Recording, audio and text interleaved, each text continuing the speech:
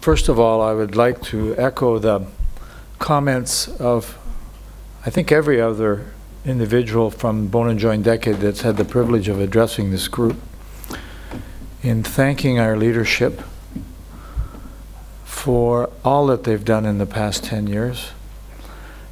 My comments are directed towards your brilliant talks at the WHO, but they're also reflective of what's happened in the past 10 years, and I've had the privilege of being involved for maybe 6 of those, thanks to Dr. Waddell from Canada. So thank you for everything that you've done, and I'm honored to have an opportunity to comment on your lectures this afternoon, where you've come a long way and you've done an awful lot of work. So I chose to entitle, because I had the privilege of seeing your work before you presented it, From Reflection to Legacy, where leadership saves lives.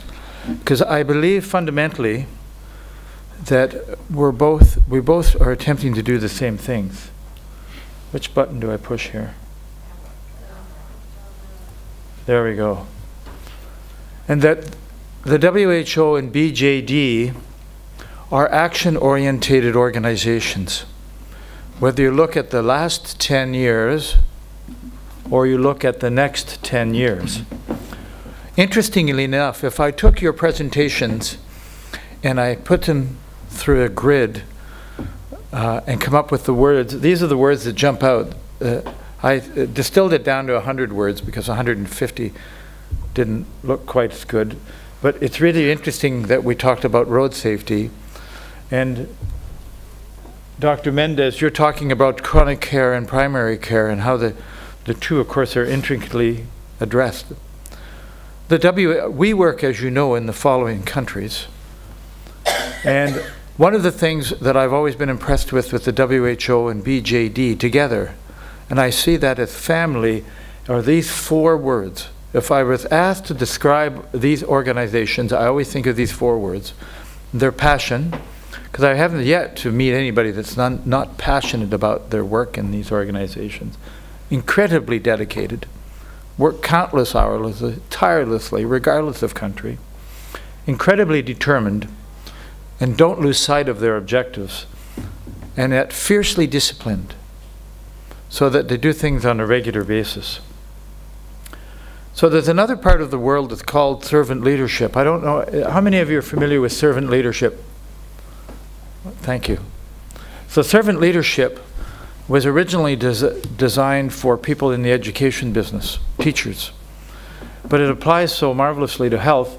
And all of the words in yellow, I believe, are the precepts that, for a large degree, many of us in this room subscribe to on a daily basis with really thinking about them.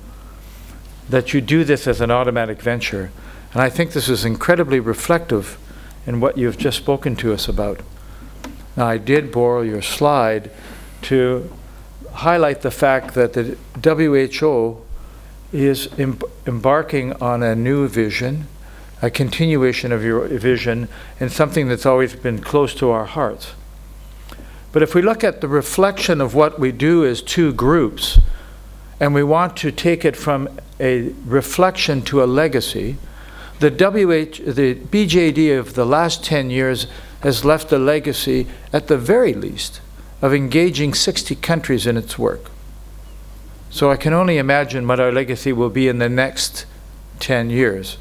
I believe it will be incredibly profound if I look at the people in this room. Now, by holding hands with both of you at the WHO and some of your colleagues, then we can take legacy to another area, but it requires courage. And I learned from my good friend Marcos, whom many of you know, who's ill at the moment, recovering. Oh, I got a lovely picture from him on the email. That it takes a lot of courage to continue to do what we do every day of the week.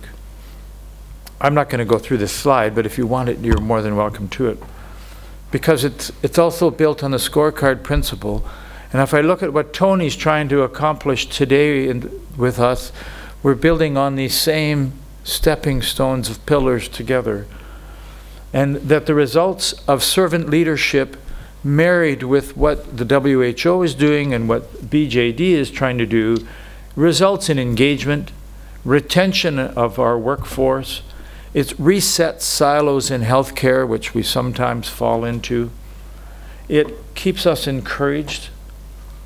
It's collaborative-based, which you've just spoken of. It's team-based. It leverages all of our relationships in this room. It's enhancing and stimulating. It's courageous, and it sustains relationships. So BJD, and oftentimes looks like this.